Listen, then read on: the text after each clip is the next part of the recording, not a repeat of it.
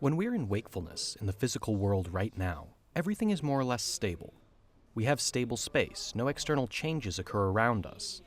It seems to us that we're located at a single, stable point. At the same time, that's all a delusion. For example, our state of consciousness in the phase is also fluid, and full awareness is sometimes lost. Sometimes you can't even figure out whether there's consciousness, whether you're truly self-aware. In real life, there's the same problem. It's imperceptible. The fact is that if you lose a little awareness and controllability in the phase, that will be immediately reflected in the space.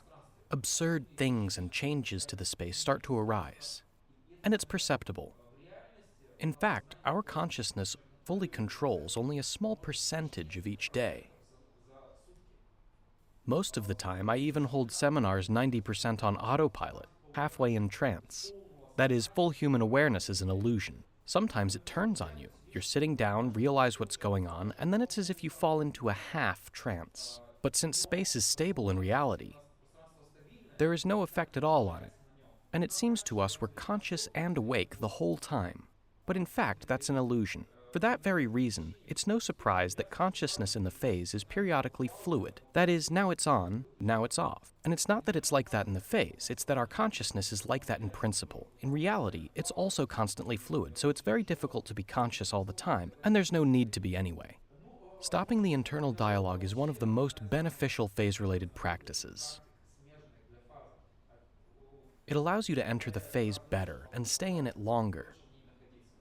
If during an attempt you're analyzing what you do and how you do it, that means you're doing techniques wrong and not pouring yourself into them. If you start analyzing during an attempt, thinking about what you're doing and how you're doing it, you're simply not making an attempt right. Because when you're all in an action and pour all of yourself into it, you won't have any room left for analysis. Sure, somewhere in the background you understand what you're doing, but when you dive right into an action, there's no analysis evident yet, and everything starts working. If anyone's at all interested in somnology, there was a famous somnologist, Alexander Van. He considered REM sleep to not only be the most mysterious of states, but also called it wakefulness directed within. He even called it an autonomic storm. Normally, when you experience this phase of sleep, you're asleep and don't know about these spikes in blood pressure, heartbeat, and so on. But those things are always there in the practice of the phase. And when you return from a phase in which you experience something vividly, naturally you'll get those ups and downs, but they're nothing dangerous. What slows down improvement in your body exit success rate? The main thing that determines 90% of your success is sound sleep. And the second is just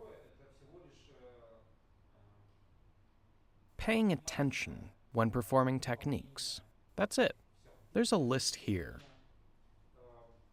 of the 15 main reasons why it might not have worked. I can just read them out for you. Lack of an attempt to separate. In this case, that means that somebody either makes no attempt to separate, or some of the right sensations came, but they still don't try to separate. Lack of aggression. Fewer than 4 cycles. I don't even want to ask who of you did 4 cycles during unsuccessful attempts. Most of you did 1, 2, or max 3 cycles. It didn't work after that, and you probably fell asleep. Unjustified change of technique. Yesterday we also had it. A technique is working and we change it. Somebody sat here and told us about it. Unjustified continuation of a technique. A technique isn't working, but a person continues doing it.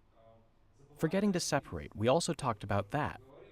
A technique worked and it's time to separate, but a person continues doing the technique. Excessive analysis. We also spoke about that today. If you don't concentrate on your actions, your energy will go to analysis as a result. If you have excessive analysis during an attempt, that means you aren't doing the attempt itself right. Alert false awakening. You've awoken and it seems that nothing is going to work. The result is either a lame attempt or none at all. However, an alert awakening might be a false one. Attempting for over a minute. If you've awoken, there's no point in doing an attempt for more than a minute. Several of you probably lied down and did it for a few minutes non-stop. Incomplete separation. We also talked about that yesterday. If separation has begun, many will give up where they simply need to carry on. Dig in their heels, change the direction of their efforts, and separation will always continue. Not recognizing the phase. We also discussed this a lot during the first lesson. Somebody gets up but has vague sensations and thinks that it didn't work. However, it had only been necessary to deepen. The space does not coincide and he thinks he's not in the phase, although the phase it is. Or he gets up but his body's not on the bed. Again, it seems that it's not the phase, although it's only your expectation that the body should be on the bed. Awakening to movements. Someone wakes up upon moving, or didn't try anything at all afterwards, or tries, but very unconfidently. What a lack of confidence brings is something we already discussed at the first lesson. Wasting the first moments. Someone wakes up and instead of immediately jumping into action, they lie for a few minutes, reflect, and get ready to go into action. Using one technique is also a mistake. Instead of alternating and cycling techniques, since different ones might work on different days, somebody might pick one technique since it seems to him it's the best one. As a rule, during our attempts, one or several of the mistakes on the list were there. As soon as you fix them, your success rate will be high, even if you poorly understand all the rest. When a person doesn't realize they're making mistakes, even though they're fudging everything and making a ton of mistakes, it often seems to them they're doing everything right. They naturally start to look for external factors. For example, it turns out that some astral beings won't let them out. The bed is facing the wrong way. They eat lots of meat, or it's not the right phase of the moon.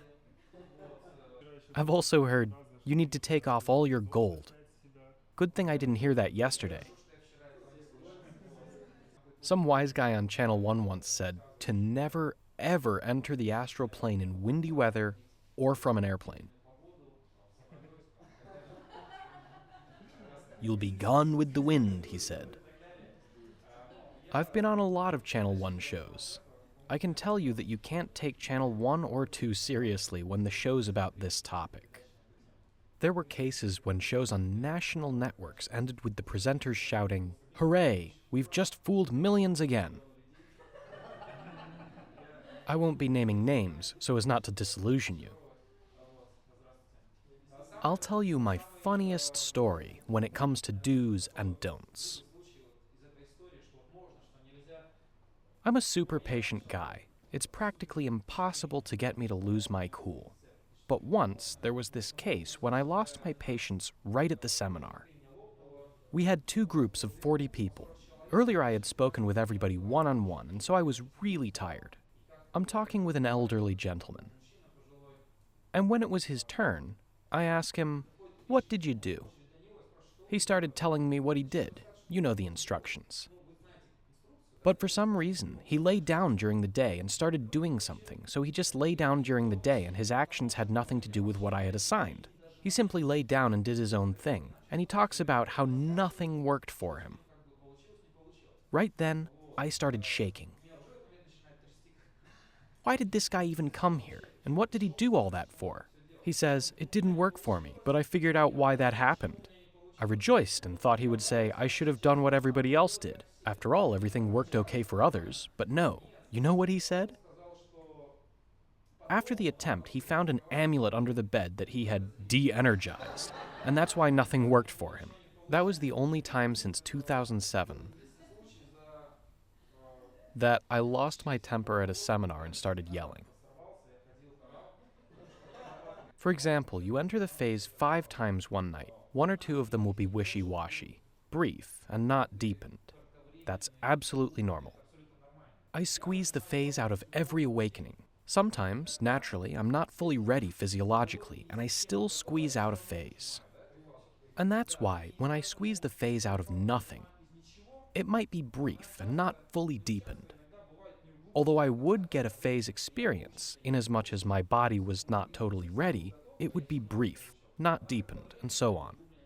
But in most cases, naturally, the phases are normal ones. However, you should be ready for not all phases being deep and long, which is normal too. You gain experience by having more experiences. It also happens to me that I wake up and it seems to me that I'm lying in bed, that I'm already in reality, that I've already awoken, and that I'm simply lying down. At such moments, you don't even feel like trying, because it's as if you've woken up completely. Yesterday, I talked about what I do in that situation. I start practicing. I think, okay, I'll simply practice a bit as if I had a normal awakening. You start to practice, and it starts to work. So, you made attempts, and whether or not it worked, You want to discuss those attempts. Igor's helping Augusta. I'll now show you the procedure you can use to find what got in the way, where you tripped up. The procedure. What's the first thing to do? What might the first task be? Just make an attempt. It might seem obvious, but as we talked about yesterday, not everyone is able to get around to an attempt. Did we get around to an attempt? Yes. Objective 1 complete. Got around to an attempt. During an attempt, we have the objective, say, when cycling techniques, of achieving what? Augusta cycled techniques. What was her main goal? In cycling techniques, to find a technique that works. Find a technique that works. A technique starting to work. By starting to work, I mean both separation and the mirror and the techniques themselves all together. That's all a technique beginning to work. You need to get a technique to start to work. Igor, tell me. A technique starting to work. What is that already? A technique starting to work. That's the phase. That's already the phase. That is, if you've reached step 2, you're already in the phase. After that, what do we have? Separation. Yes, there's separation. After separation, what do we have? Maintaining. Deepening. Deepening together with what? With maintaining. And with what else? Deepening together with the plan of action. That is, items 4 and 5 are at the same time. Deepening. And the plan of action after deepening goes with what else? With maintaining. With maintaining. What's the most important part of maintaining we're singling out? Secondary exit. So, Augusta does have an attempt. Next, she starts cycling techniques. And now when analyzing, it's very important to find out whether it came to any techniques starting to work. There's another interesting thing that you should simply beat into your head.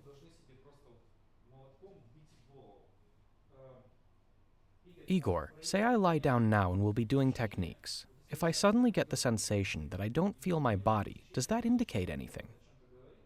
It indicates you're in the phase state.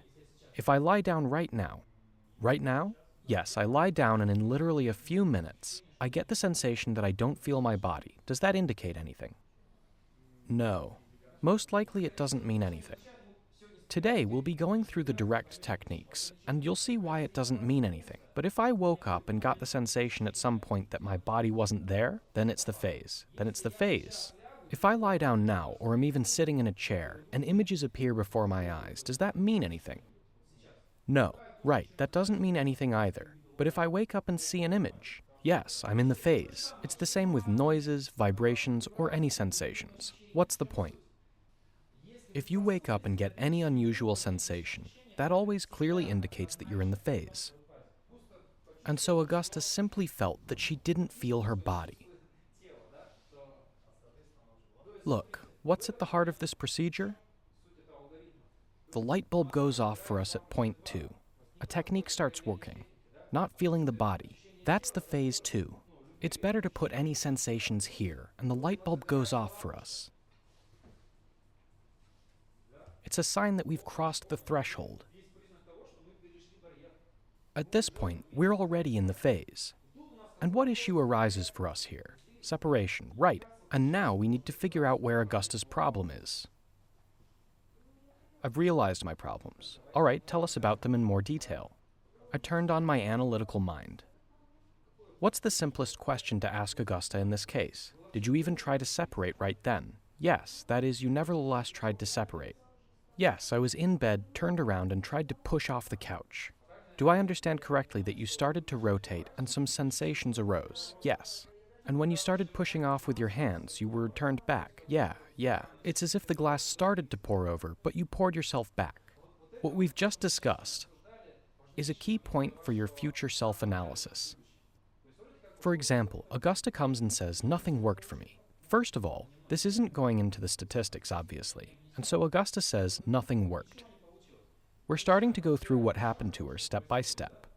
At some point, we suddenly see the start of sensations, and upon awakening, that's already the phase. That is, as soon as a technique started to work, some sensations arose. That's it. Case closed. Here's our next issue. Separation. And so where did it turn out Augusta ran into a problem? During separation? During separation. What exactly wasn't done right? Too much analysis, which returned her sensations to the bed. Yes, okay, even Augusta admitted she didn't have paralysis. She thinks, how can you enter the phase without paralysis? Something's not right. That item was even on the list of typical mistakes, not recognizing the phase intellectually. This is just such a case. Our theoretical knowledge does not allow us to understand what's happening to us. Good, besides the analysis. Augusta, you tried to turn, but you weren't quite able to. That's why you tried to engage your hands and feel your body. At that moment, what needed to be done next? At that moment, it was necessary to proceed to carrying out the plan of action to separate all the way. And how else was it also possible to try to separate? To change the direction of the movement. And what else did you try? Did you try to separate again? No, I decided to go to bed. Don't make that mistake again in the future. You had just had a sign of the phase. Separation even worked halfway for you. You even turned. And meanwhile, you think, well, okay. Next time, I'll ruin Michael's statistics. Let him suffer. Of course, I'm joking, but the point is that you up and gave up. There was no aggression. Not even aggression, but perseverance. I think that in life, the most important factor for success in any matter is to have perseverance. To never give up. Not when it comes to trifles, but the most important things. You're practicing the phase, and the phase did come to you. And separation even started. But there was a small misfire somewhere, and you up and gave up. Instead of continuing techniques, or simply trying to rotate again, or trying another technique. That is, the biggest mistake here, in this specific case, was when Augusta did what? She simply gave up. What's the point of deepening we talked about yesterday? The fact is you wake up somewhere here. But in terms of sensations, it seems to you that you're lying here. It turns out you're already in the phase, but the phase is so weak that you don't even feel it. But if we're in the phase, let's do deepening right away. You start to imagine you're deepening, you touch everything, and the result is you enter the phase. Separation can also be used. By the way, they wrote on your Facebook group that you shouldn't have sex. We've been infiltrated. Is that also related to energy, or is that all not true? It seems to me that food and sex are just small stuff. Well, they're clearly not just small stuff. Who needs the phase when you have that? No, it doesn't get in the way that much. For some, maybe it gets in the way. But why deprive life of its richness? Everything should be harmonious and natural. That's the main rule in life. Everything in life should be harmonious. You shouldn't be hard on yourself. I woke up at 6:45 a.m. to my alarm clock, went to eat, brushed my teeth, went to the bathroom, and then sat down and went through what we did at the lesson. That is, I ran through successful and unsuccessful attempts, the whole procedure. Then I lay down and fell asleep. For some time I was unable to fall asleep. Then I fell into a half-awake state, and then fell asleep. As soon as I woke up, I tried to imagine myself at the mirror, but nothing worked out for me. I tried to continue on with the attempts. I made an attempt to separate and fell asleep immediately. I woke up in approximately a few seconds, remembered about the technique, and immediately felt the hands that were folded before my eyes. I knew for a fact that those hands weren't my physical ones. I knew for a fact it was tactile sensations that belonged to the phase. I simply started standing up after my hands and reached out after that sensation. I then got the impression that they were nevertheless my physical hands. There was no analysis, but the sensations were so real that, as a matter of fact, they tricked me. I lay back down. Afterwards, I automatically made an attempt to separate using deepening. That is, I imagined myself at the door, palpating it. My sensations immediately switched over to me feeling the door. The sensations were very realistic, but sight was lacking. The sensations were so real that I simply doubted that I hadn't gotten up. But I remembered in time that I hadn't gotten up. I follow the rule that if it seems to me that it's real, then I still continue to act as if I were in the phase. on the assumption that even if it were real, the worst that could happen is that I open my eyes and I'm in the hallway. The main thing is not to jump out the window yelling, "Yay, I'm on the astral plane." I continued on. I was returned back to my body, and I felt my body again. I felt my hands. I again pictured myself right before the mirror, and saw myself standing before the mirror. That is, I saw the mirror, and saw my reflection in it. I started palpating the mirror, and sight came almost instantly. I continued to palpate the surface of the mirror, continued to feel about the corners, and began to see my own reflection, which was completely the same as in real life. I figured the first plan of action was completed. Then I remembered that I wanted to experiment, to see how much the mirror reflected reality. I was practically the same, but my facial features were more chiseled. I figured I looked like a vampire somehow, and so I decided to change my eye color. As soon as I thought it, my eyes became black, and then red. That made me happy, and I thought, great simulation. And I thought, that's it. Time to go on to the next action item. I went to the kitchen. Who's in the kitchen? My grandma, who's dead. Was she supposed to have been there? No. Dead or deceased? My late grandma.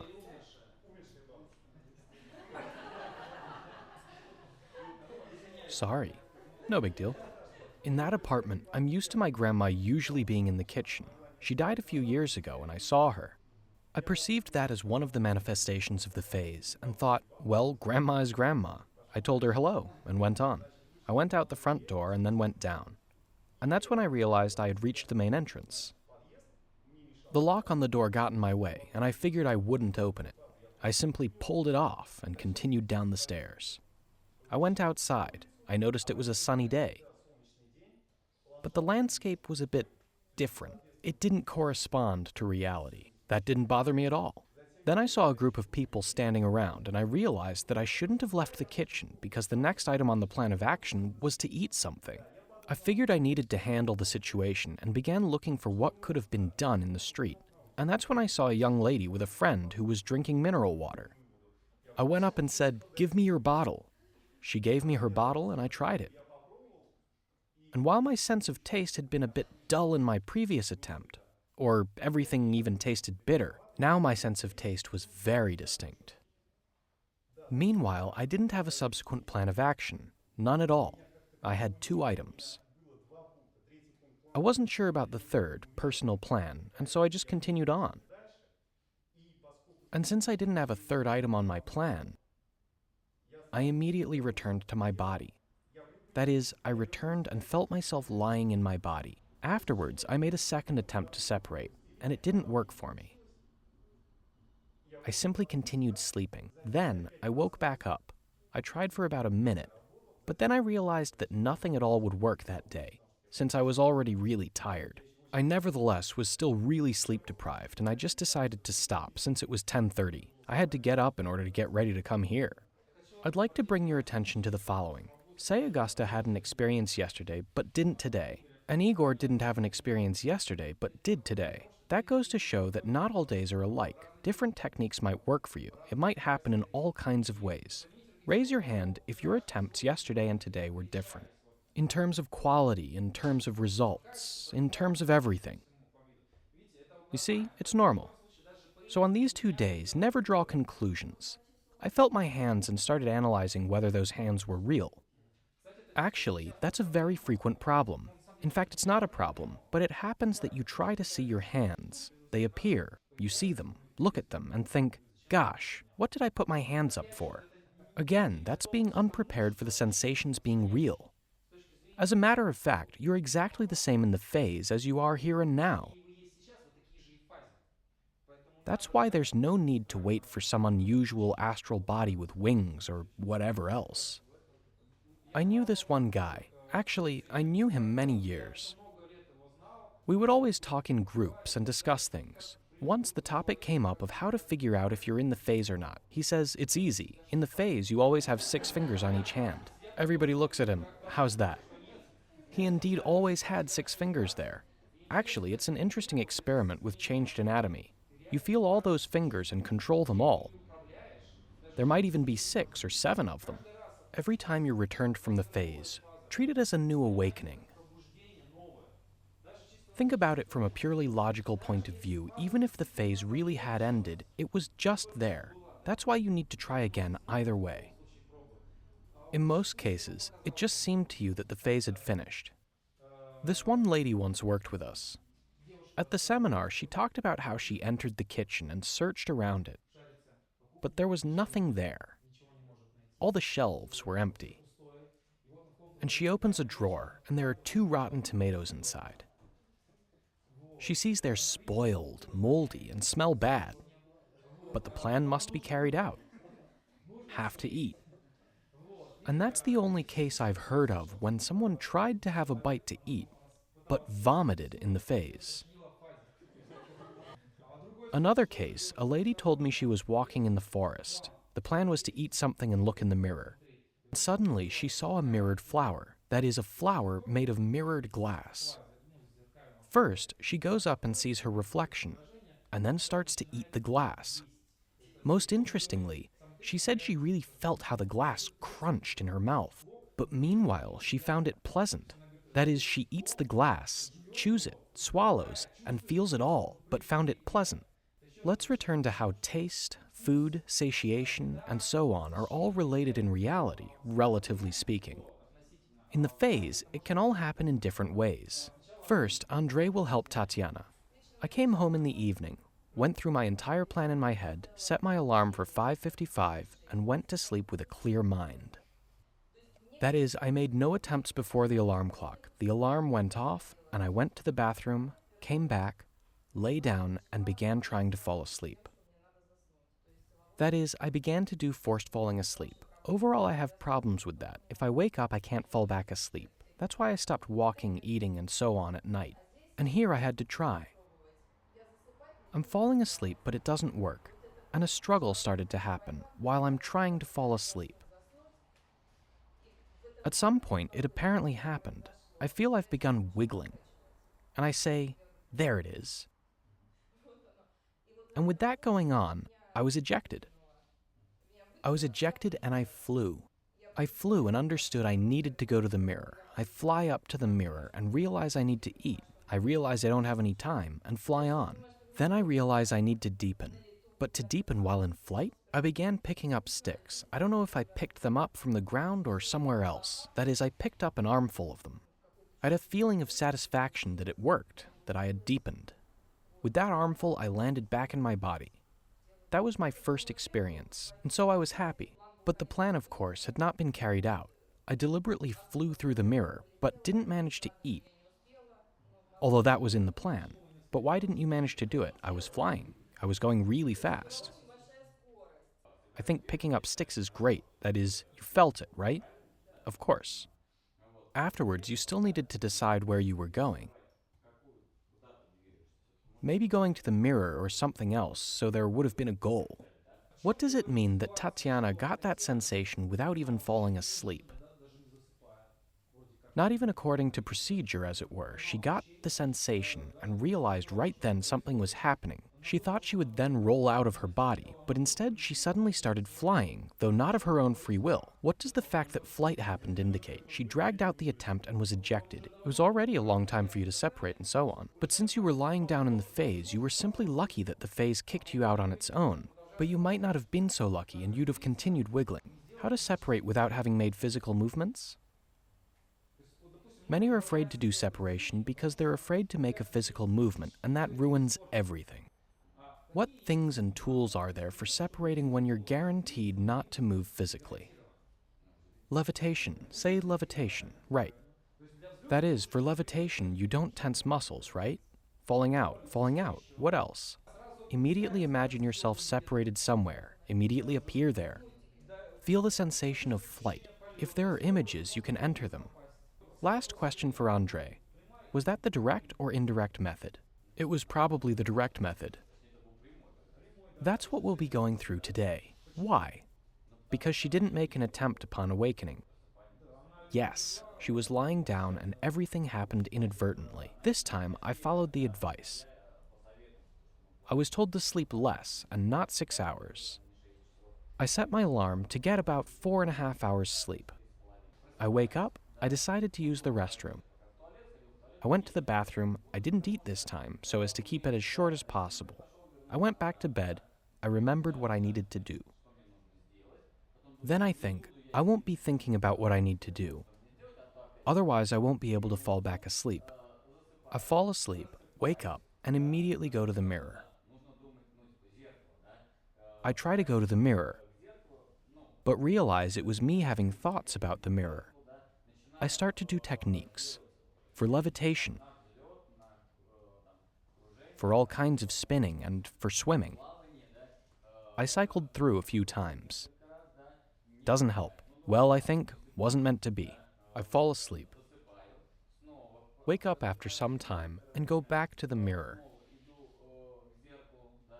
I realize going to the mirror isn't happening for me. I start to do those techniques. I cycle through them again. It didn't work for me again. I feel that I'm still here. I fall asleep. Then after some time, I wake up. I realize that if I don't do something differently this time, I won't get to the mirror. I immediately start to cycle through the techniques. And I went through 3 or 4. Until then, it had been more, 5 or 6. It didn't work again. I fall asleep again, wake up again, and do 2 or 3 techniques again. I then fall back asleep and fall into a dream, but it's already an ordinary dream. Okay, first, before looking for what got in the way, I would like to say that yesterday, there weren't any attempts at all. Right. There being attempts, when they're there, that's already what's most important. What remained was to make adjustments, corrections. What's most important is cranking out attempts. Well, there were full-fledged awakenings. That's most important. What remained was to improve upon some matters of technique. Could I make a clarification? I lie in bed with my wife. I pushed her away a bit so she wouldn't get in the way, so nobody physically bothered me. Look, for the deferred method, some people even go to another room to sleep, to another place to lie down, so nobody gets in their way. They also give everyone a heads up, turn off their phones, and so on. You can do it that way. Meanwhile, some do it the opposite way. A good example is with small children. Somebody once said, "I now have a small child. It won't let me sleep." Meanwhile, some say that their baby is constantly waking up, moving, and always giving them awakenings as a result. It all depends on your attitude. Okay, the techniques aren't working. Tatiana, what's to be done in that situation? Yesterday, one of the main pieces of advice we discussed was to do it as if falling asleep. Have you tried it?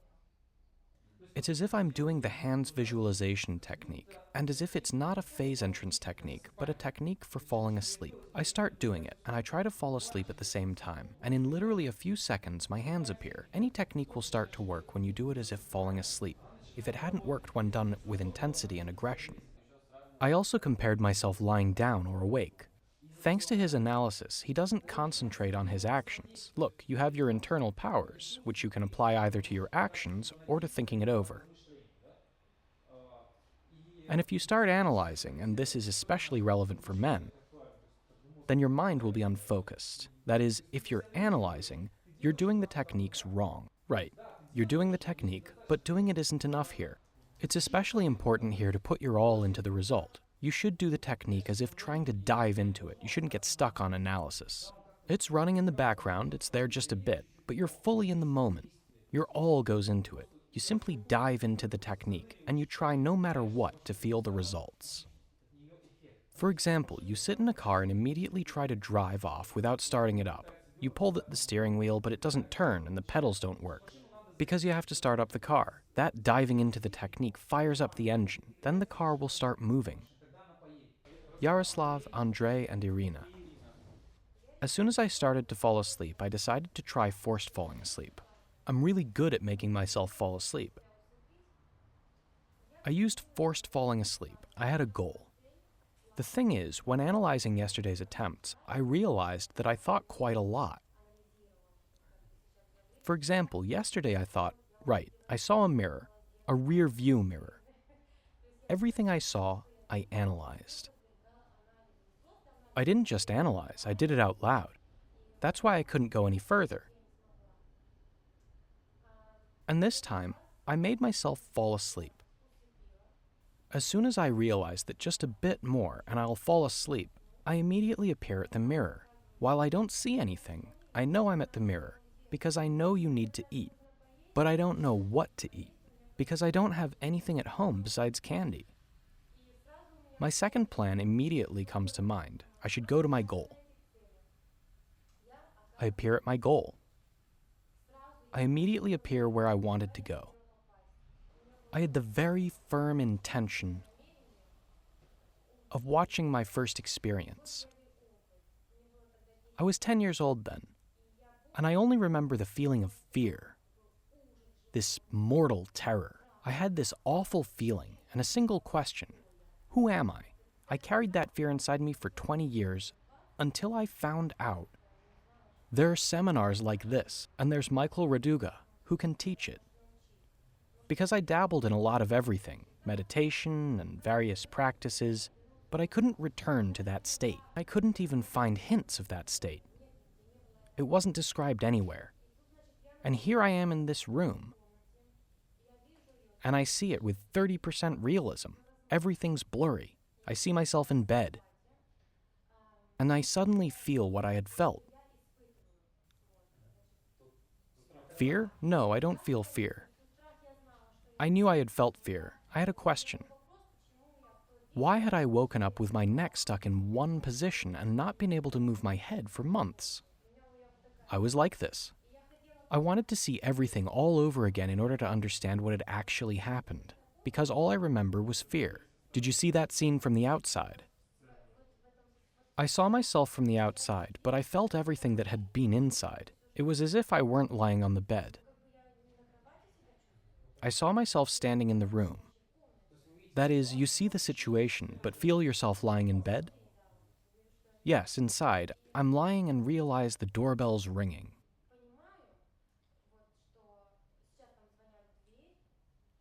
I came to, and I feel myself outside my body. I don't see anything, it's dark, and it's the same feeling of fear.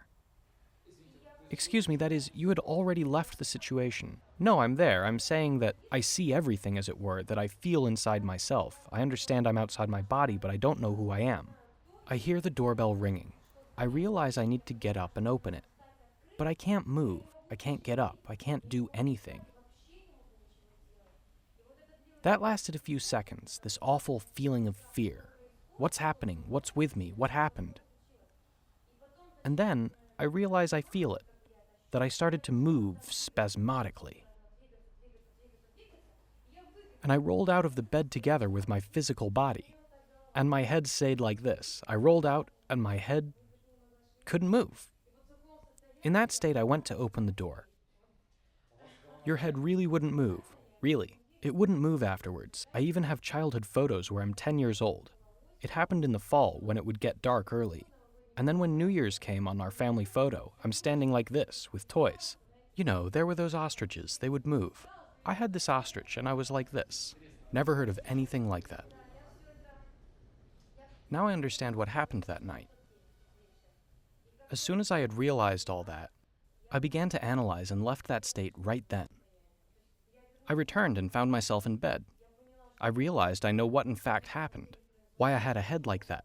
That is, I couldn't move. And then we discussed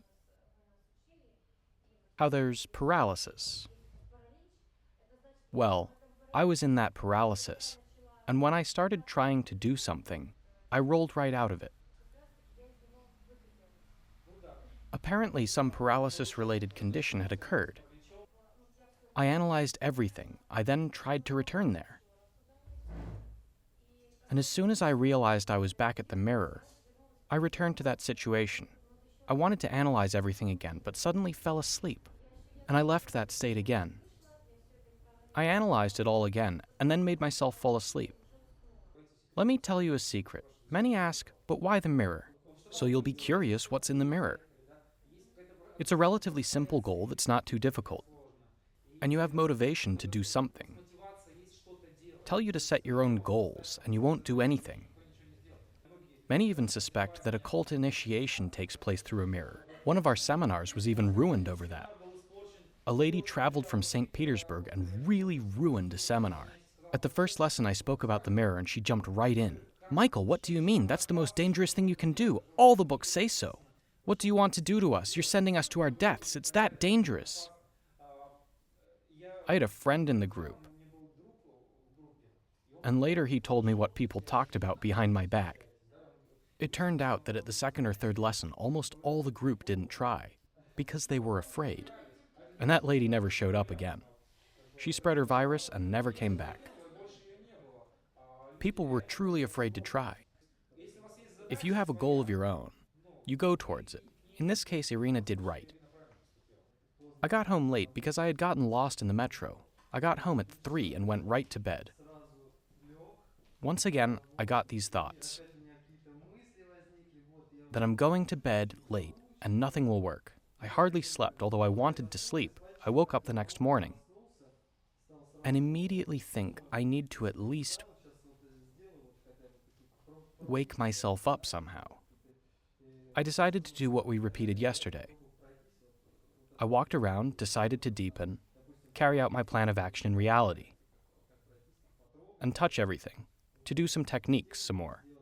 I rehearsed how I would go into action. I even opened the refrigerator, so as to wake myself up at least a little. Then I lay down. I had trouble falling asleep. I wasn't able to fall asleep for a long time. After some time, I thought I would ruin all the statistics again, and nothing would work. And then I wake up and immediately try to do everything calmly. Then I realize that separation isn't working for me. For some reason, I immediately started to do separation. I had done attempts at separation before, but they never worked. Then I was saved by the mirror again. Michael suggested the technique, and it starts helping me a bit. I try to imagine him at the mirror. And separation suddenly works, but I don't appear at the mirror immediately. And for some reason, I get up and go to the mirror and appear there, but for some reason, simply separating doesn't work, and I imagined myself at the mirror. And separation works on its own. I stand up and go to the mirror. But do you stand up directly in terms of sensation? Yes, I stand up in terms of sensation. And it's easy to stand up. I go up to the mirror and start to touch everything. Meanwhile, I remembered the deepening techniques, which were yesterday. Everything feels vague at first. And I remembered what was most important. Until then, the deepening techniques hadn't worked for me at all. I remembered about feeling in. Not just palpation, but feeling in. And that feeling in helped. I tried to feel in. All those details, I tried to touch everything. And feel fine details. Peering in, I started peering right in, into everything, but quickly. And vividness did increase. Up to 75% maybe. And that's a lot for me because sometimes it was even at 40%. I did deepening completely. And then I had the mirror according to plan. I looked back in the mirror. I didn't see myself in it.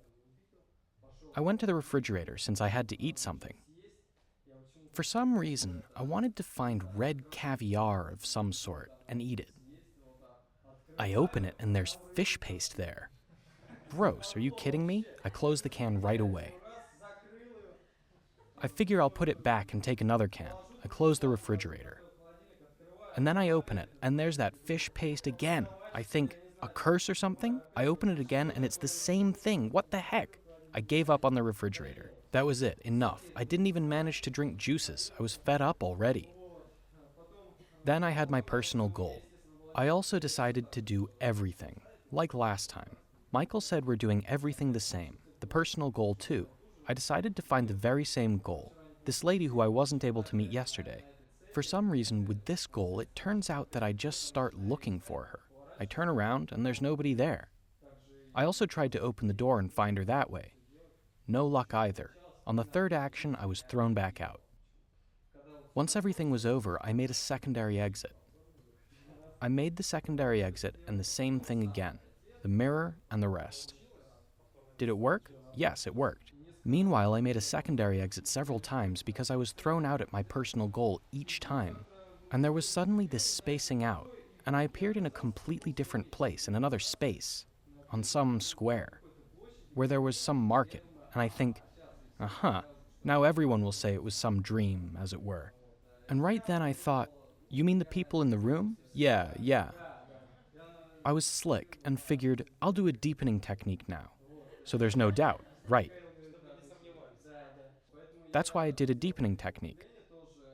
I started touching all the fences in my arms. I did peering in. Realism also increased for me. I left and immediately remembered there were problems with flight here yesterday. Somebody wasn't able to fly yesterday. There were problems. I figure I'll at least try to levitate myself. Maybe it'll work. Bottom line, I flew and then remembered it hadn't worked for anyone. My resolution had worked. It shouldn't have worked, as it were.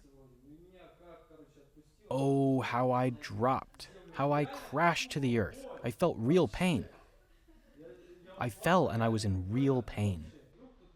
Suddenly I hear Michael's voice in my left ear. "We're conducting supernatural experiments." There's a square house there, a rectangular one. Michael whispers something in my ear. "Levitate, levitate." I'm levitating and everything there is covered in barbed wire. I climbed and felt real pain when I touched the barbed wire. After all, I had levitated and fell on it. Everything was under occupation. Further on, there were barbed wire fences, and we went through it all. You had to go through all the levels there. I'm in pain. I got caught on that barbed wire. Maybe there was even some blood. I couldn't see if there was. I was in real pain. I thought, how did they even get in here? I'm not going there.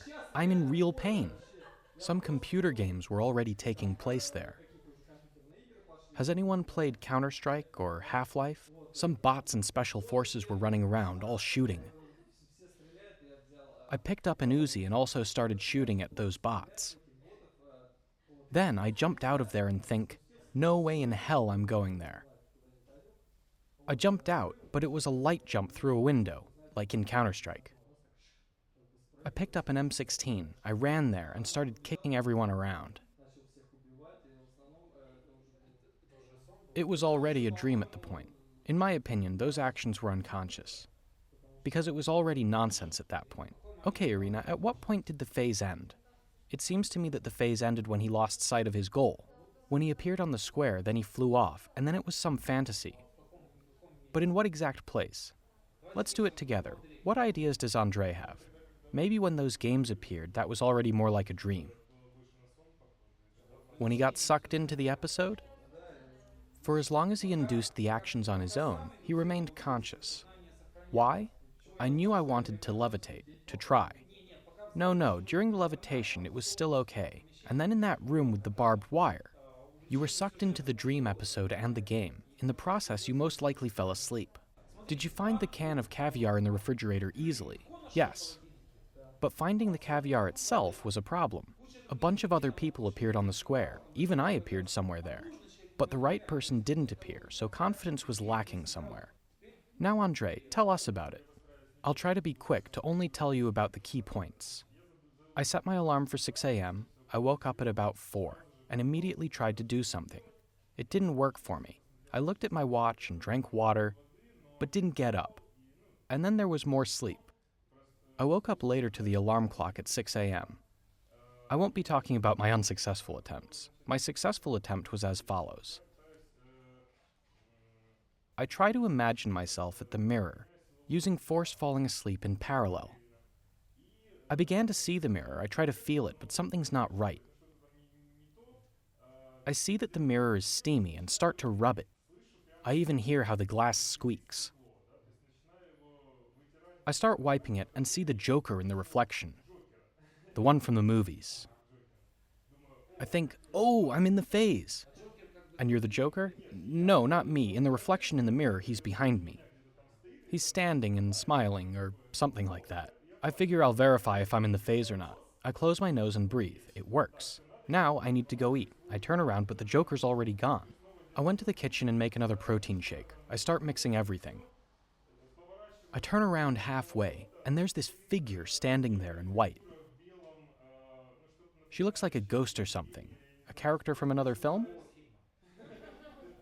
Well, she looks at me with these languishing eyes, and I fly off and return to my body. But I had fully thought out my entire plan down to the last detail, which is what was missing last time. I think, well, okay, I need to exit again right now. I try again, the mirror, it doesn't work out. I rub my hands and think, oh, let me combine it. I'll still imagine I'm walking, rubbing my hands and walking in Paris. Once the streets of Paris start to appear, I think, stop. Why Paris? I want to go to London.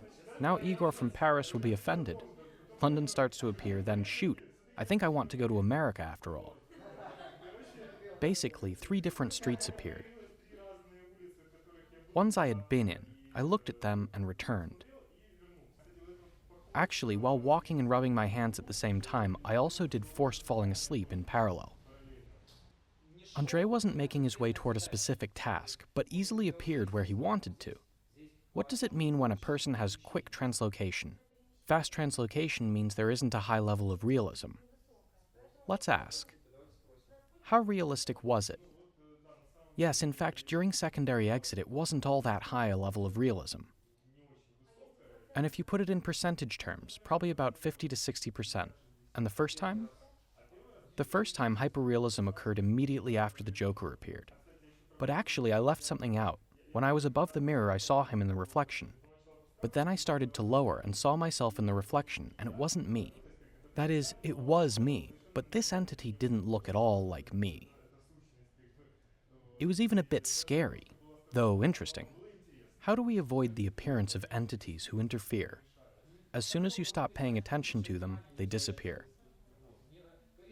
If you pay attention to them, they will appear behind you all the time, and so on. That's the iron law of the phase. If you run away from something, then it will immediately run after you up until you stop paying attention to it.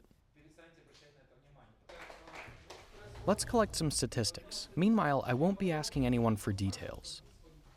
In order to save time, raise your hand if you slept today, had a dream, and realized it was a dream while in it. Raise your hand if you had dream consciousness. Raise your hand if you woke up and were immediately able to appear at the mirror. 1, 2, 3, 4, 5, 6, 7, 8, 9, 10. Who was able to appear at the mirror immediately twice? 3 times?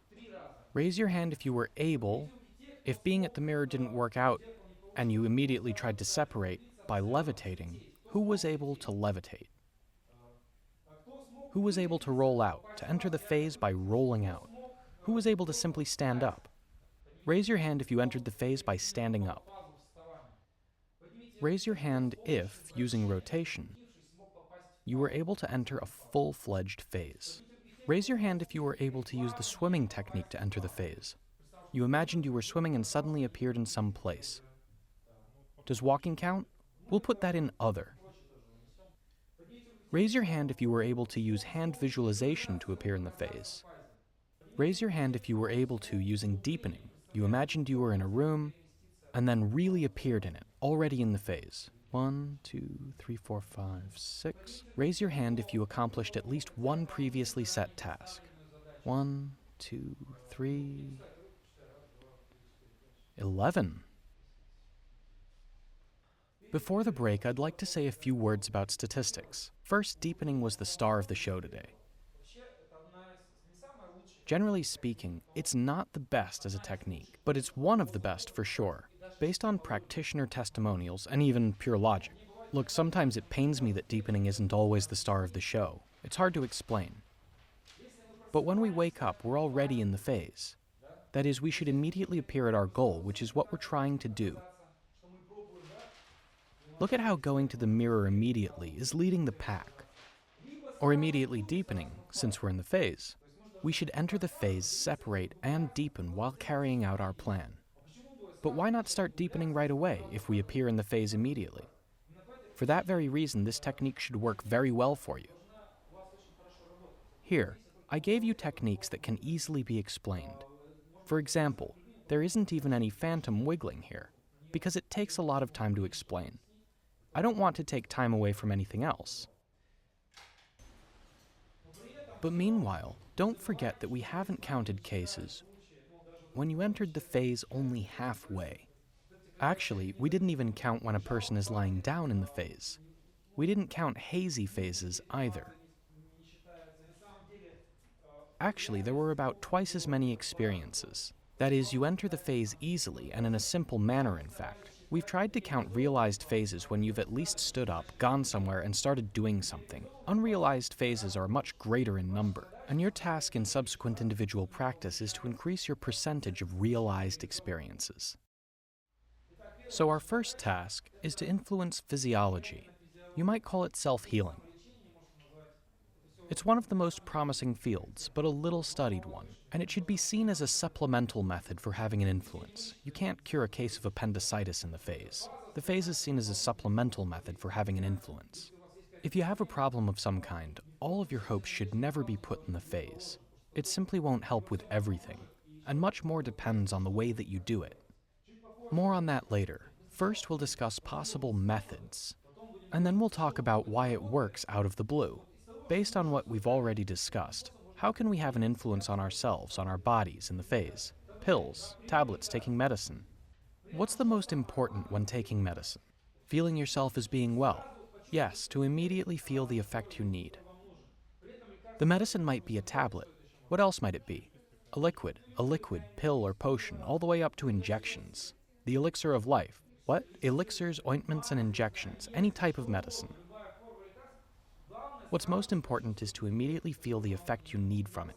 Direct influence, that is, you immediately imagine yourself as being well. Here, medicine can be compared to obtaining information from an object. You can obtain information directly, and it's the same here. You need medicine because you're used to it. However, the effect can be directly obtained, but I'll tell you why it's possible a bit later. Out of what we've already discussed, what also applies to influencing the physiology? We've discussed it. It also goes here. Diagnostics, let's say. But what do diagnostics fall under? Obtaining information. Yes, obtaining information. What we discussed yesterday in the context of obtaining information is all applicable in the context of healing. What can we find out? A diagnosis, diagnostics for ourselves or another person, plus methods for healing. But healing where? Both here and there, both here and there. We can find it all out using techniques for obtaining information. And for another person too? You can find out, but not have a direct influence on them. That's what I'm saying. That's the only proven way, and I'd like to emphasize the word proven, to help any person to find out how to help them. Some believe that you can have a direct influence, but I personally don't have any evidence for that. What else can you do? Any ideas? Sports activities. If it's good for the health in real life, the same activity will be beneficial in the phase, for example, sports or something else. That is, beneficial experiences need to be repeated in the phase. A doctor's appointment. Say you can use the phase, but don't know exactly what to do. It's just like in reality. You don't know what to do and go to the doctors, and they'll go through all kinds of procedures up to operations. Who knows what the problem will be with a doctor's appointment? Believability. Long line. Problems with maintaining. While you go up to the window and scrutinize the neighborhood, the phase might end. It's the same with communicating with an object. You stop and think, you're not doing anything, and the phase might end. Directly operating on yourself, for example, cutting something out. Direct influence. We up and have a direct influence using any method. Generally speaking, there's a cure-all in the phase. It comes in all forms. It helps with everything. It's called phase ROM. Ointments, tablets, and devices are also forms of phase ROM. So you're the one who makes it there. Maybe if there's some speech impediment, then you can get confidence in the phase. Okay, what does that fall under then? We're talking about physical illnesses right now, but what does that fall under? Under psychology. Under psychology. Andrei talked about a communication habit. That is, complexes of some type. In this case, you enter the needed environment and rehearse. Do you have some kind of fear in real life, a phobia? The phase is an awesome beachhead for confronting your fears and dealing with them. In the phase, there are the same fears as here, and they're intensified there. As soon as you encounter the fear there, you'll deal with it. As a rule, it's enough to look your fear in the eye to realize what you're afraid of is yourself. Practicing skills. Now we'll be discussing How come this all works? How come this all works? In fact, that's quite an interesting topic. I'm often asked what I do there, what my efforts are concentrated on. In fact, one of my main fields is studying influence on the physiology, certain aspects of it. I won't even be speaking about them here, however, I think this is the field with the greatest potential, and the most significance in terms of development of the phenomenon itself and attitudes toward it in society. Though this topic is quite poorly understood, and there are quite a number of interesting topics, that's not the point. Let's talk about how come all this might work, why actions in the phase might impact reality. I'd like to touch upon a few points here. First, we'll start from practicing skills. What happens in real life when I raise my hand? We imagine, for example, groups of neurons, entire networks. For simplicity's sake, let's say that to raise your hand, you need to activate this neuron or group of neurons, and this one. Meanwhile, I've never raised my hand before in my life, let's say. When I do some action for the first time, that is, I raise my hand for the first time in my life, remember when you did some learned behavior for the first time and everything happened hesitatingly? That's because there was no direct connection. And the connection took place through intermediaries. When you start to raise this hand often, that's how the learned behavior is practiced. Note that the connection arising is a physical process in the brain. First, it starts to shorten to the shortest distance possible, and literally thickens like a muscle. That is, the shortest possible path is beaten, and a real thickening of those connections occurs, absolutely for real. If it isn't used, then it atrophies like a muscle. It's an absolutely fluid process. Has anyone heard the term connectome? There's the human genome, and then there's the human connectome. Scientists were once awarded a large grant to completely map the connections in the human brain. Who knows why their grant was revoked, and their grandiose project was halted? Because it constantly changes. Yes, because it constantly changes. It turned out there's no point in drawing that map because it's absolutely fluid. In primitive life forms and worms, the connectome was mapped a long time ago. A worm only has a few hundred neurons. In humans, if you put all the connected neurons in a straight line, it would stretch to the sun and back several times. It's very hard work. All the more so when it's all changing, and it's changing because we're always using one and not using another. And all those connections are constantly changing. That is, it's not an instant process, but a gradual one. So what's the point? The point is that when I raise my hand in the phase, from one point of view of the same neurons, I'm doing everything absolutely the same. Whether I'm raising my hand now or raising it in the phase, it's one and the same neurons firing. I won't be going into details, but the bottom line is that those signals don't reach the body. That is, at the oldest parts of the brain, the medulla, the signals are blocked and don't go through. In wakefulness and in the phase, everything that happens is the same, but the signals don't go to the body in the phase. It turns out that for your brain, what you do in real life and in the phase are one and the same.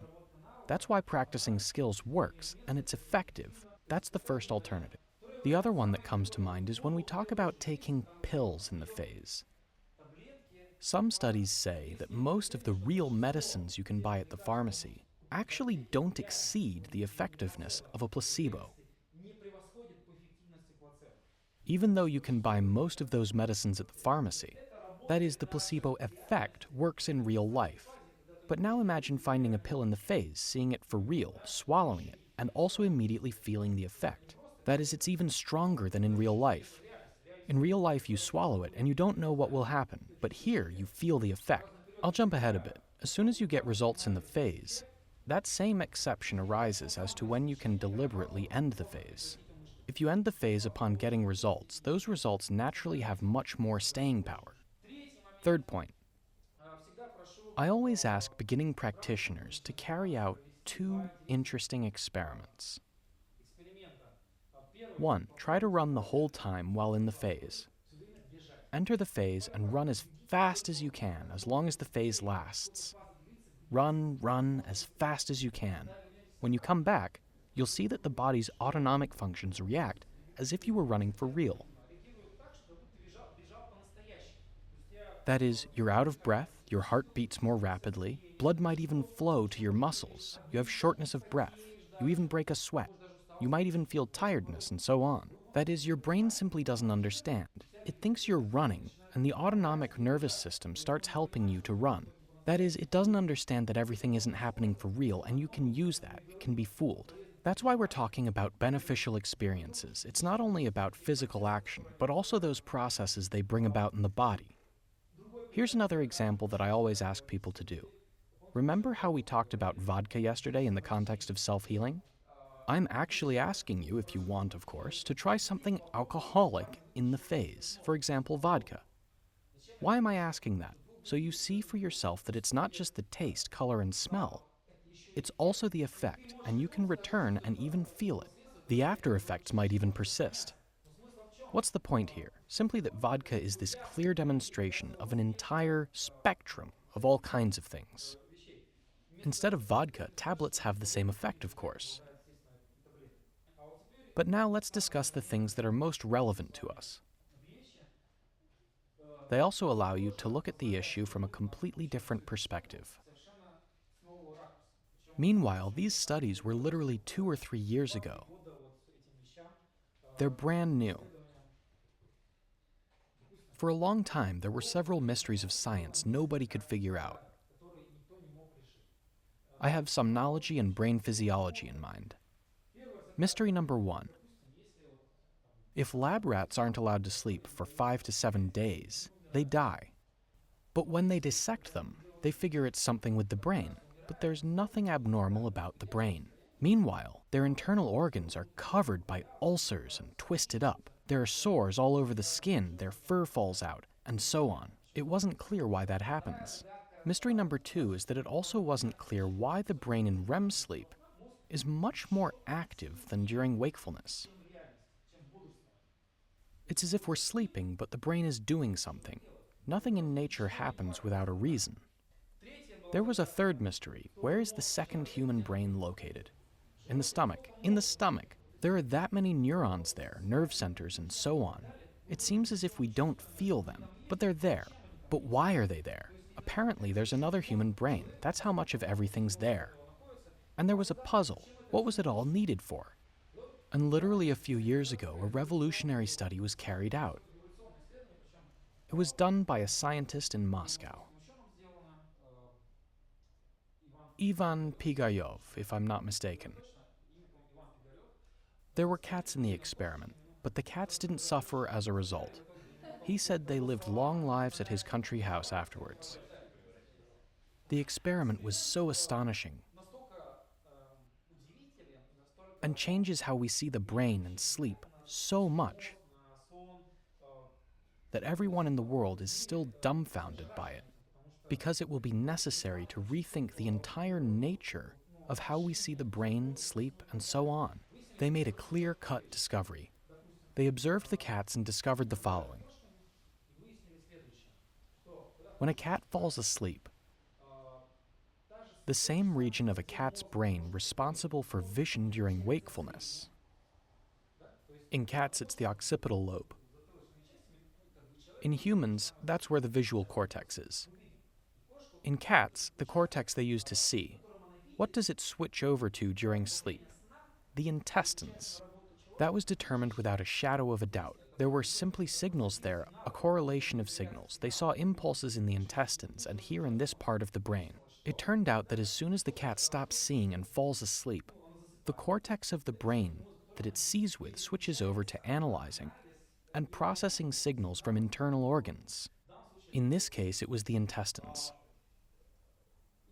And the correlation of those signals was absolutely clearly traced. It's all publicly available. They discovered exactly why those rats or people die if you don't let them sleep. They don't die because something happens with the brain. The internal organs simply fail and can't work well because the brain doesn't control them. If you don't get enough sleep or stop sleeping altogether, you get chaos in the body. because the brain isn't working, it's not controlling processes. From our point of view, that opens a whole way of understanding how we can influence our bodies. It turns out that various sleep-related states, in this case with the phase, it's long been not just theoretical, but long proven that we have a direct connection to our organs. Obviously, the question arises as to whether we're smarter than nature by interfering in a natural process. But that's a different topic for discussion.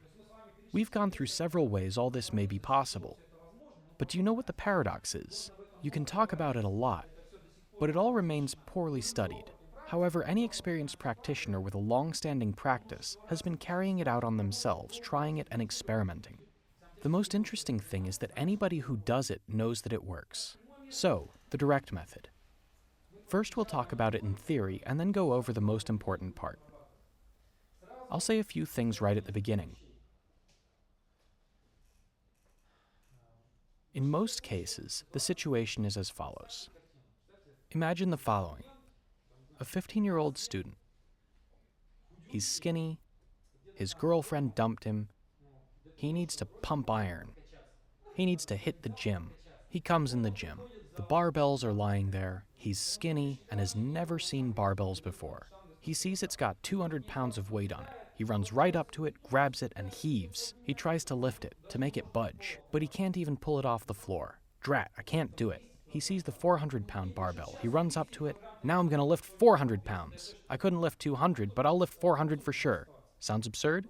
It sounds just as absurd to me when somebody says, "It doesn't work for me upon awakening. That must mean the direct method is for me." I'm in control. I really feel it. The direct method is for me. That's the same as saying, I can't lift 200 pounds, but 400 is nothing. There are people who have a predisposition. They might be about 10% of the population. 10% have a predisposition for it, but 100% think that they are from that 10%. I feel the direct method. It'll suit me for sure. I'll tell you right from the start that even the 10% with a predisposition for the direct method, for them, it works out easily on awakening as well. And for that very reason, it's better to start everything from the indirect method upon awakening. As soon as you've gotten some solid experience, you can experiment with the direct method. As soon as it works for you upon awakening, you can try the direct method at your leisure. But starting from the direct method, that's the very same mistake. That's the reason why the phenomenon itself has only just now started to leave the Dark Ages. Because everybody always only paid attention to the direct techniques. They used to think that leaving the body was when you lie down and leave your body. But techniques upon awakening were underappreciated for some reason, and from a purely psychological standpoint, people thought that something wasn't right. When you lie down and leave your body, sure, but upon awakening, something's not right. That is, my success rate upon awakening is nearly 100%, 95 to 100, about that. With the direct method, it's about 50 to 60 to 70%, depending on various factors. Look, here's our main issue. The issue is that when you've woken up, the door is open. Just go in the door.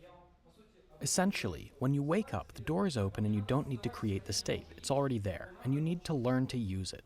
In the direct method, you lie down and you're in the waking state. The door is closed, and you need to learn to open it. That is, the open door. That's REM sleep. When you lie down, you're in the waking state. Naturally, you should first enter non-REM sleep and then REM sleep. And here's where a purely physiological barrier arises. That's precisely why anyone who knows anything about sleep cycles will always tell you, there's no such thing as the direct method. It's an impossibility, since when a person goes to bed, they should fall right into non-REM sleep. Normally, you go to bed and are in non-REM sleep for about an hour and 20 minutes, and then fall into REM sleep for 10 minutes. Then you wake up again, even if you don't remember it, you fall back asleep, and so on. People who knew what they were talking about would say, that's totally impossible, that can't happen. That's physically impossible, but then you talk to people, you look at your own experience, and nothing could be further from the truth. People say it does work. They lie in bed and do it. That is, from a scientific point of view, it was previously impossible. But people said it works, and it even works for you yourself. Then it was discovered that it turns out REM sleep might start immediately in some situations, and that changes the situation right there. And essentially, what we'll be discussing in this case is how to fool nature, physiology, how to do it so that we can open that door. That is, we'll have two primary methods. Meanwhile, both were used accidentally during our lessons. We'll be talking about that. And so, the first way is to hack your physiology. Our task is to lie down and immediately turn up in REM sleep, and use the techniques to appear in the phase. To that end, we also sleep, so as to wake up in REM sleep, and immediately appear in it. But how do you do it so you lie down and there's immediately REM sleep? That very same deferred method. Yesterday and today, several people accidentally entered the phase using the direct method. What did you do yesterday? You woke up to your alarm clock. You walked around. Yes, I didn't know you had to fall asleep. You lay back down and, yes, I went right into the phase. And that's it. And you entered the phase. Look, this is more or less how sleep cycles go. Here's the REM sleep you need to enter. This is the non-REM sleep stage. When you fall asleep in the evening and the body needs to restore itself, it goes into that deep sleep stage for a long time. The longer you sleep, the more the body sleeps off the need for non-REM sleep.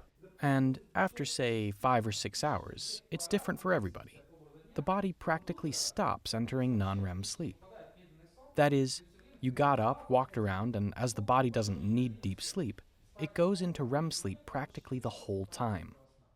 So, you sleep off non-REM sleep, get up, walk around, lay down, and start doing what? Techniques. The techniques right away without falling asleep to wake up later like before. Immediately start doing the techniques. That's the easiest way to fool the brain, to fool nature, to force the body to work the way you need it to. That's the deferred method. That is, you sleep off non-REM sleep, get up, walk around, wake up, and lie down. That's it. Our body is physiologically ready to open the door for us right away. We do the very same techniques. The techniques are all the same ones, but instead of 3 to 5 seconds, we can do them for a minute, for half a minute. 3 to 5 seconds is upon awakening, and when it's the direct method, we do them for longer. There's no need to cycle or quickly alternate them. That's the easy part, and that's when you get the idea. I would like to come home in the evening and not wait until I fall asleep. I would like to do it without waking up at all. I would like to lie down and do it right away. Here we arrive at the second way to do it before night. This is going to be a long discussion. The first question I get is, how to lie down? Upon awakening, however you wake up is how you woke up. It doesn't matter how. But here I can like this or like that. And if there's a choice, that means one's better and one's worse. Body position. Tell me, what body position should I do direct techniques in? Raise your hand if you think that's comfortable for sleep. And uncomfortable? If I ask about various positions, we'll hear all kinds of answers. If you read some book on the topic, what do they usually advise? The corpse pose, that very body position. Now, raise your hand if you easily fall asleep on your back. Raise your hand if it's hard for you to fall asleep on your back. Some people raise their hands both times. It turns out that the same body position makes one person sleepy and another awake. You read all these instructions where one author after another says the same thing. Lie down on your back. I don't know how anybody could recommend a specific body position. That said, I myself used to recommend it. That was over 10 years ago. I didn't have mass results yet and hadn't been practicing for as long. Here's a question. If I know I'm really tired and fell asleep during an attempt yesterday, then what body position should I assume? The most uncomfortable one that's uncomfortable for sleep. That is, if you fall asleep during attempts, assume an uncomfortable sleeping position. If there's alertness, then what? A comfortable one. Everything is quite simple. It might vary from attempt to attempt. Let's say you're tired one day, but alert the next. You might assume a comfortable position. Moreover, you can change your body position very easily during the process. That also goes against the popular wisdom of, you lie down and try not to move no matter what. You lie down for half an hour, or 2, If you so much as move a finger, you'll simply have wasted the 2 hours you spent. You're not allowed to move, no matter what. You can't stand it anymore. The pins and needles, sweat, torment, and itching all over. But you're not allowed to move, no matter what. I'll jump ahead and say that you'll be unable to cut off the phase right away with the direct method. That means you can move and change positions without worrying. Look, especially when you lie down, but really want to sleep, and so you lie down uncomfortably. If in a few minutes you suddenly feel alert during the process, then you lie down comfortably. Basically, you should pick a body position based on the situation. You can change it during the process. Nothing bad will happen.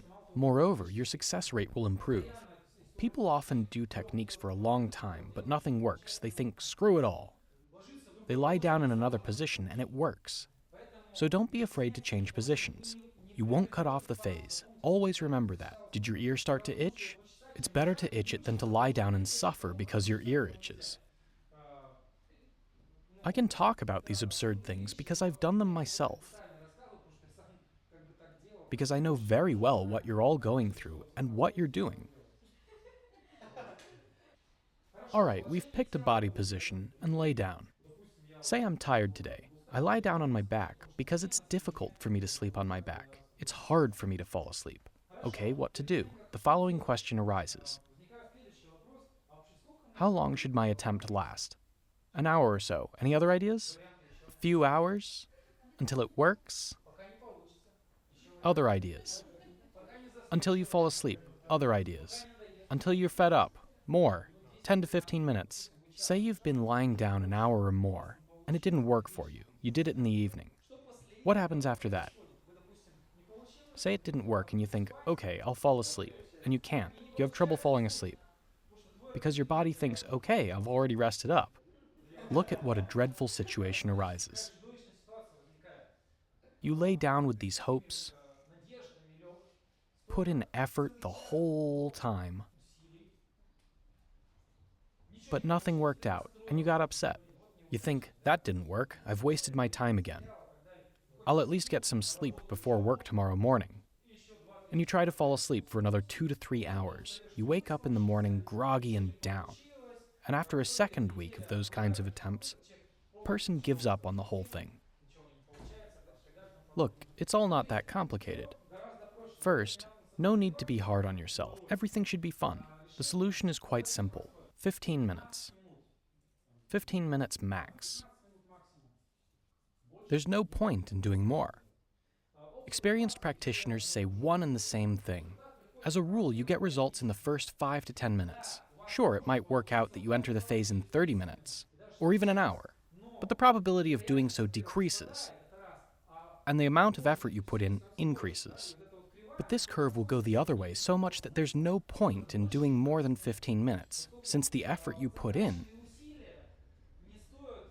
isn't worth the success rate that follows. So, if it didn't work in 15 minutes, the world won't end. Tomorrow won't be the apocalypse, and life will go on tomorrow, most likely. No need to beat yourself up. You'll try again tomorrow. It's not the end of your practice. Lie down and just sleep well. Sleep is important too. Sleeping well is a large part of a successful practice. So if it didn't work in 15 minutes, it's okay. You'll try again tomorrow. No need to beat yourself up. No need to torture yourself. The phase isn't worth an hour of self-torture, especially when you can do it within a few seconds of awakening. To begin with, learn to do it upon awakening, so you get guaranteed results, and then you can try periodically with the direct method. In fact, if you grasp the main points, it's not that hard. It's just that those points are so fine that it's really, really hard to grasp them. Remember, with the indirect method, we had common denominators like aggression, no matter what, and putting in your all. In the direct method, there's another principle that's fundamental.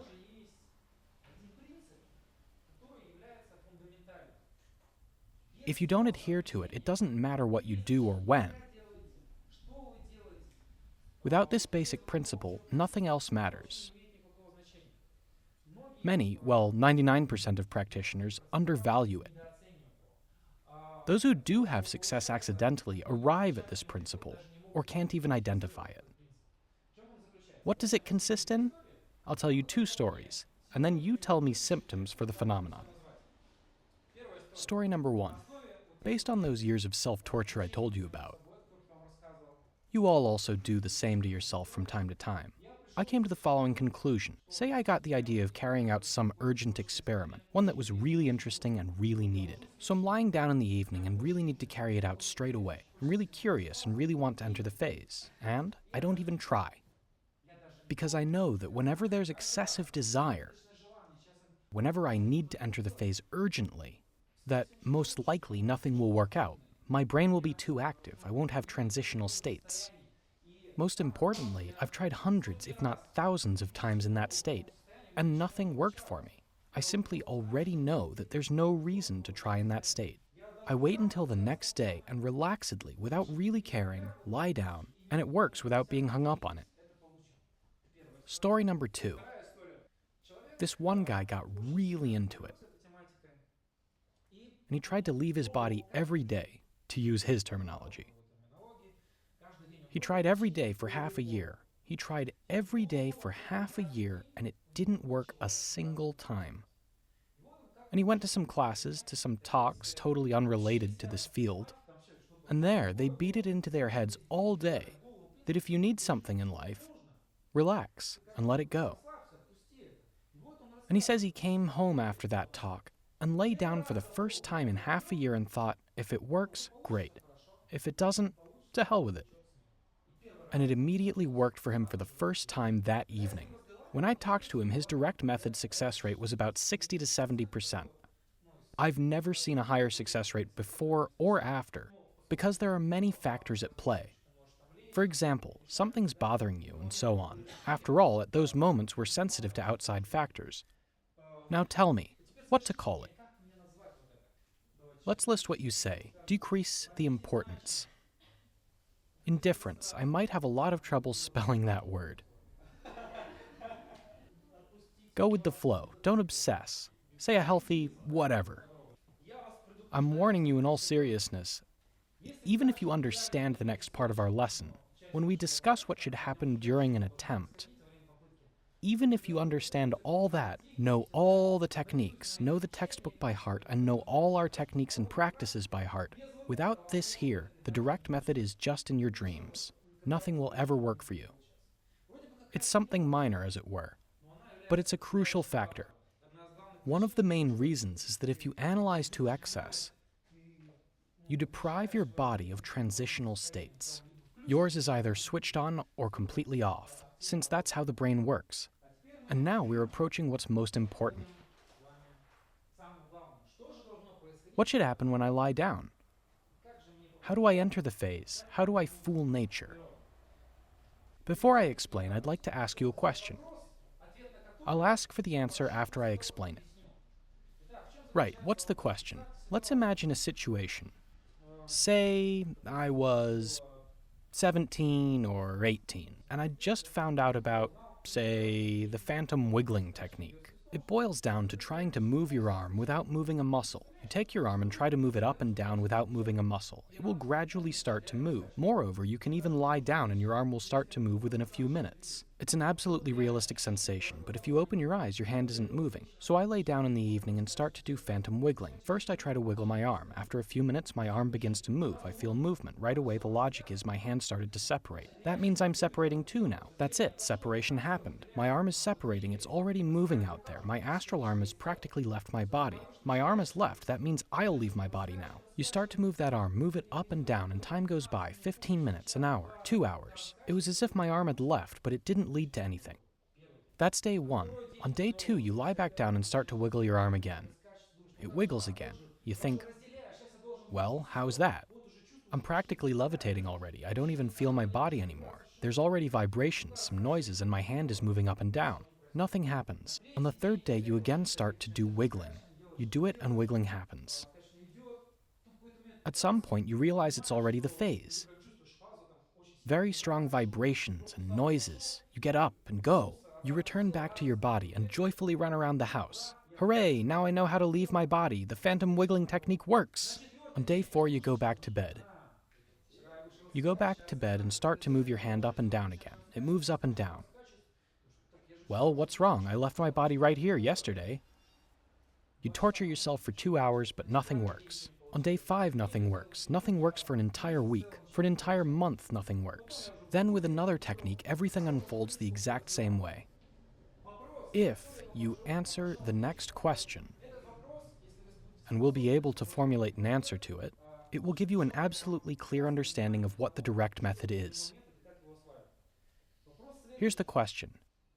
In the example I gave, why did the technique work on day 3, but not work before or after? Right. First, let's discuss the endings of the unsuccessful attempts, what they look like. Number 1. So I come in, lie down, choose a technique, and start doing it. For example, I start doing wiggling. It starts working.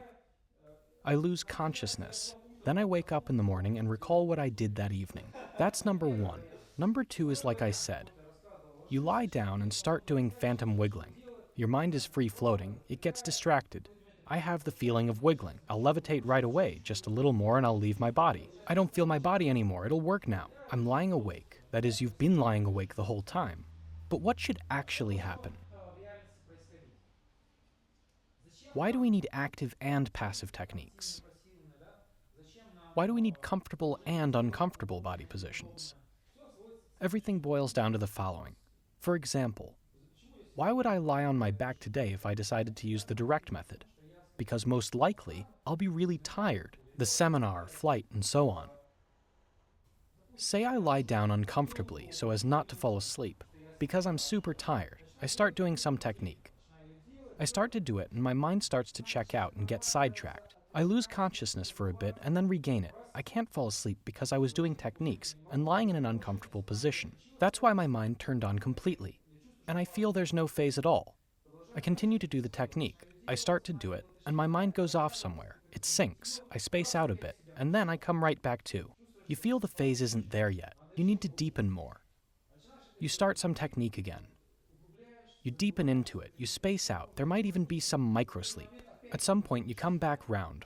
But having crossed a certain physiological line, your consciousness activates, but you're no longer in wakefulness.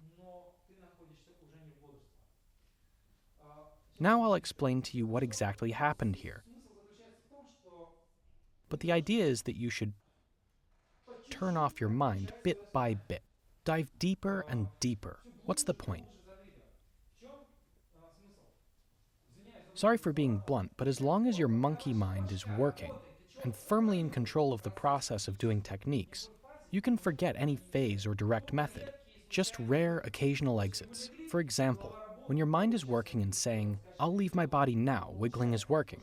I've practically already levitated. There are some images.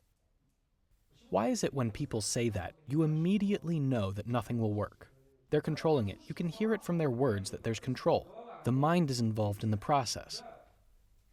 Remember, our physiological state and consciousness, they're tied. Our consciousness is the fruit of what state? Wakefulness, wakefulness. That is, consciousness and wakefulness go hand in hand. It turns out that if we need to turn off wakefulness, what should we do? Turn off consciousness. Yes, we should turn off our consciousness for at least some time, because like a monkey with its hand in a jar, it will grab onto that banana and hold it. If you want to get your hand out of the jar, you need to unclench your fist. That is, your consciousness in this case. And it's as if there's a switch in your head. When your mind is turned on, you're in one state. You turn it off for a bit, and then some processes might happen in your body. If you want to enter the phase, then for at least a short while, you need to turn off your consciousness. Let it go. Yes, let go of the situation, especially because when you lie down with excessive desire, what's in your head all the time is, where's the phase? I should enter it now. You're lying there the whole time. If your mind is working, don't even dream of getting anything. What else do those dips remind you of? What are they similar to? How is nature being hacked? Look, it's all microsleep of some kind occurring. Indeed, your task, to a large extent, is to create microsleep. Meanwhile, don't think you need to zonk out and then wake up. Sometimes those lapses are so shallow that they aren't always noticeable. They even border on just spacing out a little. Sometimes you can doze for about 10 minutes and not notice. Sometimes it's instant, sometimes seconds, and sometimes it's simply some small lapse. The main thing is to understand that you should mimic awakening. That's the point. The essence of the direct method is to mimic awakenings. Naturally, the deeper the sleep, the better the mimicry. Naturally, the more you want to sleep, the easier it will work. But there's no need to beat yourself up by undersleeping. And now the answer to the question. Whoever I ask will answer. Remember, the question was, why did the phantom wiggling technique work on the third day? It didn't work before and it didn't work after, but on that day it worked. But what happened the third day? The first 2 days, I tried hard to enter the phase, and there I lay. And it all happened by chance, thanks to dips, to microsleep. But the next day, what do I think? That the technique worked. It seems to us that all those lapses in consciousness are some kind of trifle. It seems that intention and a whatever attitude are all some trifling matter. That the main thing is techniques. After all, we're doing techniques here. Everybody's looking for techniques. Technique is what should make a difference. But in fact, a technique in the direct method is only there to help. What is the technique necessary for here? To relax you. You pick a monotonous technique that puts you to sleep for there to be a dip. If you're too sleepy, pick active techniques and change them often. We had a guy like that. He was totally unable to do it at home, and so on. On the metro in the morning, using the deferred method, standing or sitting, he would enter the phase. At home, no way, no how. I've heard many stories about guards on watch. A soldier stands there falling asleep, but sleeping isn't allowed. They experience so many phases. Students at lectures have dips. That is, when a dip occurs, there might be a spontaneous phase. But there's nothing difficult about those dips. We'll be practicing them right now. If you're practicing in comfortable conditions, especially when drowsy in the evening, within a minute, dips can sometimes happen several times. Just go deeper, deeper, deeper, and most importantly, don't over-dip. In the practice of the phase, you either fall asleep or enter the phase. And what do we regulate the process with? Body position and techniques, both active and passive, as well as frequency of changing them. There's another important point I'd like to make. You know, it's even mentioned in the new version of the textbook. There's a lot to say about the direct method, but the main thing is to understand the principle of microsleep, of mimicking awakenings. In essence, that's your task, but upon awakening, also conduct yourself as you normally do in order to enter the phase. You observe yourself, practitioners, and probably the simplest description of the direct method. Do you know what it is? An attempt to fall asleep in an uncomfortable position. That's a super condensed description of the direct method without any techniques and so on. An attempt to fall asleep in an uncomfortable position. To conclude the theoretical part of the direct method, your task is to understand that consciousness is what might prevent you from mastering some things. As long as you're controlling the process, nothing will work for you. To make the process easier, earlier it was called free-floating state of mind, but in the new version of the textbook, the word microsleep is used. It's quite easy to understand what needs to be done. You need to get microsleep, mini fallings asleep. And essentially, you're doing microcycles of sleep. And what do sleep cycles end with? REM sleep. In doing so, you're hacking sleep by doing sleep microcycles. Now we'll relax for 5 to 10 minutes and practice dips.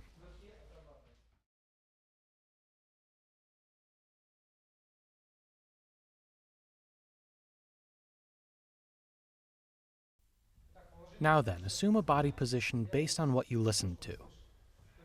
That is, an uncomfortable body position if you're afraid of falling asleep quickly, and a comfortable one if you're too alert, if that's possible in our conditions. What is our goal? We will have 2 modules, 2 sets, during which you should use the knowledge you have to get the maximum amount of dips, of microsleep. How can we achieve them? Through body position, comfortable, uncomfortable, as well as technique regulation and intensity. Techniques can be active and passive, in and of themselves. And sometimes it's enough to concentrate on a single technique, and it starts to put you to sleep. The one thing I'd like to tell you is the following. You should lie down now and simply relax and catch dips, and microsleep, if it comes on its own. You know, there's this joke that's not really a joke. Want to fall asleep? Lie down and tell yourself, just don't fall asleep, don't fall asleep, don't fall asleep, and you'll fall asleep. It's the same here, but reversed. fall asleep, and you won't fall asleep. So simply relax, simply lie down, and those lapses in consciousness will naturally come to you a bit later. If your mind is too alert, you can switch it over to some other activities. Say you choose one technique, like rotation, for example. Say I'm now sitting on my chair and will use the technique of observing images. You simply start to peer into the emptiness before your eyes. And after some time, images form. They become more intricate, and lapses in consciousness start, as long as you can stay in your chair afterwards. So relax.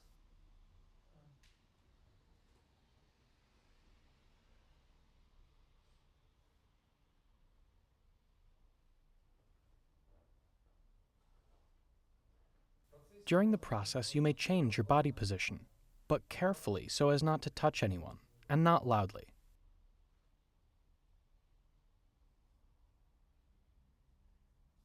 Focusing on breathing helps as well. If sounds from the street bother you, there's a very simple trick: visualization of sounds from the street. If a car goes by, imagine it. If a dog barking, imagine it. Another question arises: how to realize whether you're in the phase or not after a lapse? Was that microsleep successful or not? After each microsleep, simply try to get up and levitate. If you're unable to separate, simply go deeper into sleep. But as a rule, with the direct method, you'll immediately feel the phase. Okay, start now.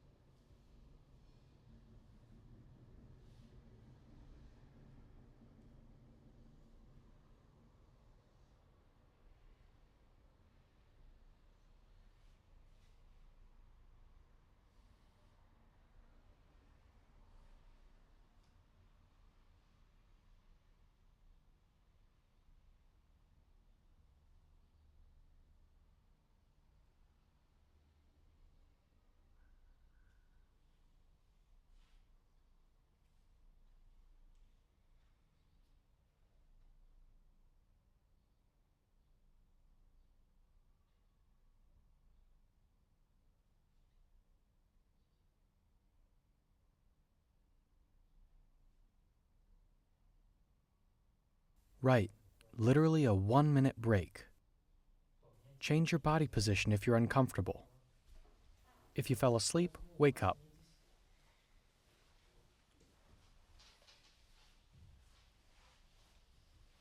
And one more time.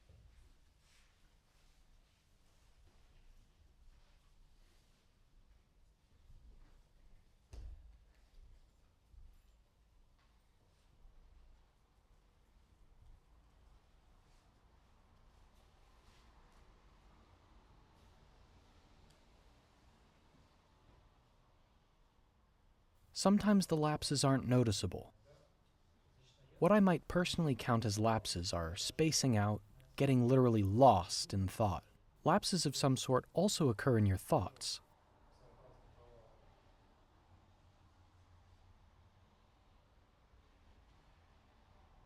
Try to separate every time you come out of a lapse and appear right at your goal.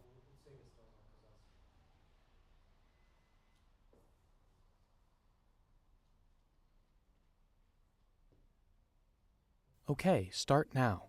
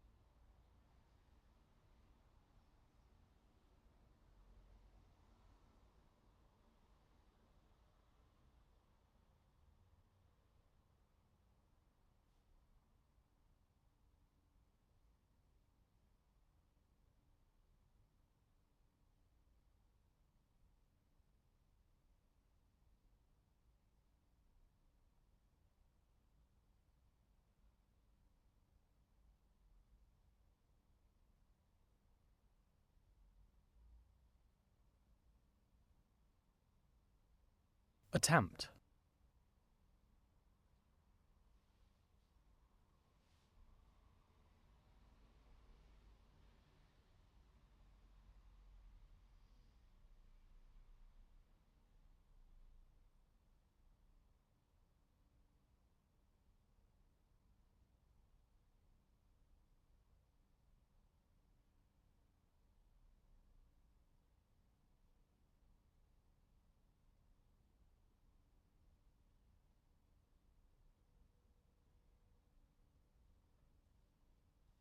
Slowly get up.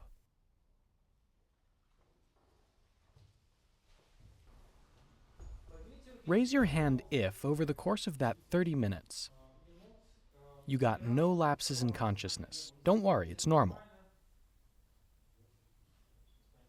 Who had 1 or 2 lapses in consciousness? Raise your hand if you had more than 3 lapses in consciousness. Who had a lot? Who can say they had constant dips out of consciousness? Though we don't have time to discuss it in detail, who had something similar to the phase just now? Do dreams count? No, a real phase like we discussed. Remember, somebody once asked me the day before yesterday, why do related practices often involve these experiences? When you do holotropic breathing or meditation, for example. So why? Dips. Yes, if you meditated and had dips of consciousness, of course. It's possible that the phase will arise. If you do holotropic breathing or any other practice, if lapses in consciousness occur, it's possible that you'll reach the phase. Lapses can easily be learned. They even occur here in uncomfortable conditions. In the evening when falling asleep, when the body is retiring for the night, catch that wave, and it's not too difficult. Catching that edge of the right state is a little difficult, of course, especially for beginners and men. The phase comes more easily to women, the direct method especially. Now I will briefly and quickly tell you how you'll carry on. Let me start off with what's most important. 2 to 3 days of attempts per week. Then, once it starts working, do as much as you want. So long as most of your attempts are unsuccessful, devote no more than 2 or 3 days a week to your practice. If you try doing it every day, you'll burn out, nothing will work, and so on. The biggest strategic mistake when mastering this phenomenon is trying to do it every day. It's the biggest mistake in individual practice. You can't think of a bigger one. That's why our seminar isn't long. Once the lesson ends, relax. Do whatever you want until your next day off work. Do other practices and things. Take your mind off things. Give your brain a break from the phase. We don't even need to practice. No need to practice. Forget it. Do whatever you want. That doesn't mean nothing will happen for you in the meantime. As soon as you let go of a deliberate approach, a forced one as we call it, spontaneous experiences become possible. But I would like to emphasize that as soon as you get success on most attempts, do as many as you want, even 5 days a week, 6, 7. Even I myself don't try every day. Well, about 5 or 6 days a week is what I do personally. There are days when it's not on my mind. What else? For any complaints, questions, or personal consultation, you'll find me in the phase. I can give everyone my attention there. In what field did you carry out research? It's not important for now. You'll see everything once the results are in. It's not your job to know everything about that. You need to push yourselves forward while I give instructions. I provide instructions on how to teach, if anyone wants to teach. You can do it on your own. We have free textbooks for teachers, which contain all these technologies. If you want to operate under our school, then you can either find all that info on our website or write me. In terms of my being here, I had no interest in just coming and holding a seminar. These are research seminars, and even at this seminar, I managed to carry out experiments. But I always give it my all. And every minute here is a real pleasure for me. I find it extremely interesting and pleasant. But what is that due to?